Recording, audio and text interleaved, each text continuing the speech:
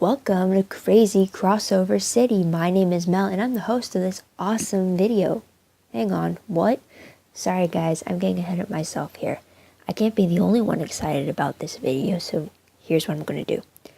So in my intro video, I mentioned that I'm a fanfiction writer. What I didn't mention was that I usually dabbled in crossovers. However, here's the problem. My mind comes up with so many different ideas at a time that I never have enough time to write a story that I can incorporate that one idea into it before a new idea forms. So basically, my ability to formulate an appropriately fully fleshed out story for one idea can't keep up with my brain's ability to constantly create new crossover moments on a whim. So I've come to the sad realization that not all of the ideas I have will come to life on the page for others to enjoy, even though I want to share it with all you. So my solution is in the form of this new video idea. Each video will feature a new crossover idea I have, whether it's scenario situations, background setups, character dialogue, pairing outcomes, etc. Stuff like that. So for this first video, I'll share 3 crossover ideas. But before I can do that, you have to know which fandoms I'm even considering when it comes to crossovers. So here's the list. Supernatural, Dark Angel, Vampire Diaries, The Originals, Arrow, The 100, NCIS Los Angeles, Orphan Black, The Walking Dead, Twilight, Harry Potter, Revolution, Nikita, Lost Girl, Life with Derek, Once Upon a Time, Charm, and the movie The Covenant. There are some fandoms I've already written stories for, and then there are some that I have read stories for, and yet I haven't written my own for that fandom yet. But with the list above, here's a fun experiment for you guys. If you want, you can pick 2 fandoms from the list and a pairing you want to see happen within those 2 fandoms, and I'll see what idea comes to mind, and I'll share in a future video of this series. A little fun incentive to leave a comment below, maybe. So, enough of that explanation. Let's get started with the first crossover idea of this video. So, basically, it's a crossover between Supernatural and The 100, and the inspiration for this idea came after episode 923 of Supernatural when Dean became a demon. I had a collection titled King of the Ground already started with a few chapters written in this possible universe, and the link for that is down below in the description box. But I made that a collection instead of a story because there were a lot of things I wasn't certain about, some plots that I wanted to include, and yet they intercepted or canceled out other ideas that I had for it. Got very confusing. So essentially, after Demon Dean woke up, his power rivaled that of Cain's, so Dean's reputation skyrocketed, especially after killing Cain. The more time that passed, the more kills he made, the stronger he became, and his strength was more than anyone had anticipated. Even the mark of Cain that Dean had protected Dean from any permanent harm, essentially making him immortal. Heaven, hell got so desperate to stop Dean that their last-ditch effort caused a radiation explosion that damaged the Earth, forcing many humans to die and very few to escape to space.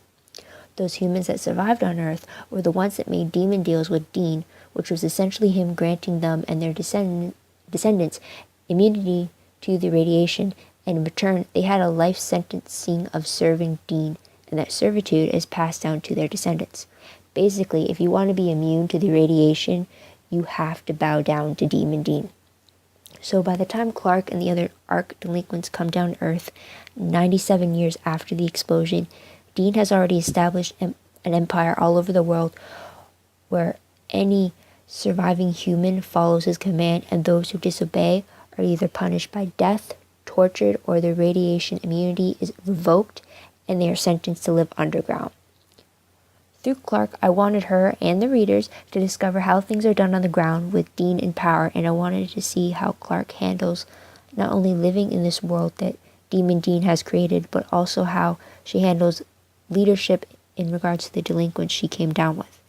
I even had a side idea that Clark was a descendant of Dean's through Ben Braden, who I will almost always have as Dean's son with Lisa. And because of that, Dean's hard exterior somewhat cracks at the idea of him having family that's connected to his human life. Whether Sam is alive or not is always a toss-up whenever I think about this crossover. Either Sam is dead because he died as a human as he tried to save Dean from his demonic ways, or Sam embraced the demonic side of him that Azazel had given him, allowing him to remain as Dean's second in command, or Dean passed along the mark of Cain to Sam so that he could be immortal too and rule as Dean's second in command. Lincoln is always part of Dean's trusted inner circle, yet his supernatural status is always uncertain. Lincoln is either human, half-demon, or a full-fledged demon. Bellamy and Clark eventually come together as a couple because I just love them together. I can't really write anything else except them together, if that makes sense. So, my second crossover idea is between the originals and The Walking Dead. My main pairing that I wanted to see was Carl Grimes and Hope Michelson, essentially when they are 17 or 18. The side pairings would be of Rick and Michonne, Maggie and Glen, Daryl and Carol, and then in the originals, it's a toss-up, but I wouldn't be opposed to Klaus and Klamille, Marcel and Rebecca, and unsure about Elijah. But so eventually down the line, I wanted Rick's group to eventually come across New Orleans, where they are surprised to find a barricaded fortress. They soon learn and understand that the success of the city's survival is because of the mutually beneficial agreement between the people of the city. Much to their surprise, the rulers of the French Quarter are a family of immortals, the Michelsons. So before they could venture into the city, Rick's group is taken to face the council, which is where they meet all the members of the Michelsons, who each represent a different faction within the city, which are human, vampire, werewolf, witch, and hybrid. Before the group could gain acceptance to join the city, they have to prove themselves to the council, and this is done through Hope, who uses her magical abilities to determine the true motives and the apocalyptic histories of each newcomer. With Hope's neutral perspective, she is able to give a clear reading to her family, who then deliberate on whether to accept or decline a person based on what Hope reveals to them. Most of the time, Klaus just wants to refuse everyone, but he knows that he can't. Once the group is accepted, that is when they learn the city's function and the roles each faction plays. Vampires are the only ones that leave the city limits, as the walkers aren't attracted to them, since vampires are technically dead. Hybrids guard the city at the perimeter because their vampire side throws the walkers off their trails. Werewolves tend to nature, so agriculture, farming, harvesting, dealing with animals, those are their main priorities, but they also help with constructions around the city due to their enhanced strength. Witches deal with protection spells and the caring for the health of the city, so like medicine, doctors, stuff like that. The humans maintain the businesses around the city, so like just the everyday doings around town. As the supernatural creatures ensure the city's safety and keep the walkers out, the humans make sure the city runs like it did before the zombie apocalypse started. The one catch within the city is that all residents have to donate blood on a regular basis for the vampires to have their main priority of keeping walkers away. If the humans provide the vampires with the one thing they need to survive, which is the blood, then the vampires will return the favor by providing the humans with all the essentials they need to survive, and then some.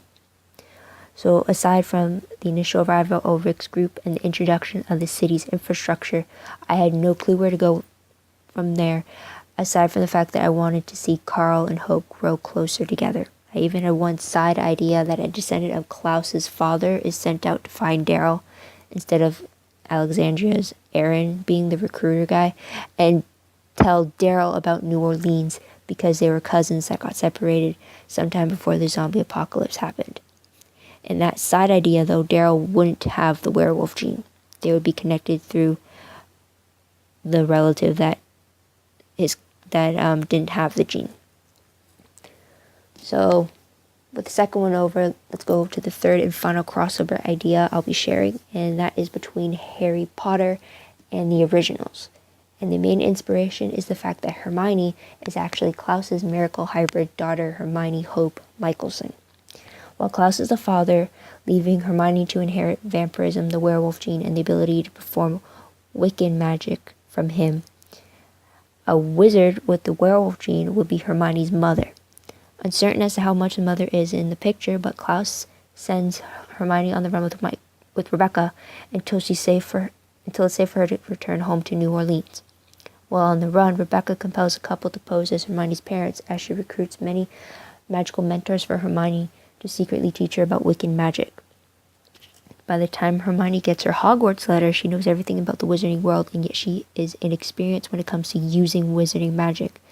That's also due to the underage issue the Ministry has. So as Hermione attends Hogwarts, her status as a hybrid is kept secret, as she lets the wizarding world believe that she's a muggle-born wizard. Fast forward to her 18th birthday, which happens while she's on the run with Harry for the 7 Horcruxes, and it's on this birthday that Hermione's vampirism makes its full appearance, because as a minor, her vampirism only showed when she needed to heal. Now that she's 18, she needs blood, and yet she'll continue to age until she is the same age Klaus was when he turned into a vampire. Mid to late 20s is my guess. Hermione has always been able to use her Wiccan magic, and after 17, she can freely use her wand. With the appearance of her fangs at 18, she gets the enhanced speed, strength, hearing, and ultimately immortality that rivals her father's. She hasn't triggered her werewolf gene yet, but she knows she will have to at some point, yet she hopes to hold that off until she stops aging, to at least give herself time to adjust to all the heightening peaks that being a vampire has given her. However, with the Second Wizarding War upon them, Hermione is still on the front lines with Harry and Ron, and yet her Michelson family is working in the shadows to rally their allies for Hermione's side. Since no one knows of Hermione's changing supernatural status, she manages to still get captured and taken to Malfoy Manor with Ron and Harry. It's during her torturous interrogation with Bellatrix that causes Hermione's werewolf gene to partially trigger itself, because the wolf buried inside her wants to fight against the torture being dished at it. So to retaliate against the torture, the wolf triggers itself within Hermione to protect Hermione from the torture. In order to complete the triggering of the gene, Hermione has to kill to end the pain the mid-change is causing her. The scene always varies, with either Hermione killing Bellatrix herself or killing one of the other Death Eaters and then compelling Bellatrix to do her bidding against the Dark Lord like an unwilling spy, or in a last-ditch attempt, Hermione tries to summon her father, and by the time he arrives, that's when her partial triggering starts. And while she kills one of the Death Eaters, Klaus does his own thing on Bellatrix to get revenge for what she did to Hermione, but they eventually get Death Eater information out of Bellatrix before turning her into their own servant in the war. But anyways, the battle plan always changes for me, but I know I want both worlds mixed in this fight, with the Dark Lord and his army being blindsided not only by the appearance of the Michelsons and their army, but by the strength they each bring with them. Another side note to add would be for Hermione's wolf to find a mate in Draco Malfoy, yet with my own twist to the concept of mates. It's not the whole be my mate or die scenario, that is for sure. So there are my 3 crossover ideas for the moment, and as you can see, I put a lot of thought into them. And while I wish to write full-fledged stories for each of them, I'm afraid that I'll never be able to without an idea of where the story goes or how it ends from whatever I had initially thought of. Basically, I can do the beginning, I just struggle with the middle and end part of a story. So without that, they're left to fester in my mind. So I hope that at least in this form, you're able to enjoy them to some extent, and maybe, who knows, if I get enough of a response on one of these ideas, it could inspire me further to actually attempt to write them. On that note, did you like any of these ideas? Did you want to see different fandoms crossed together?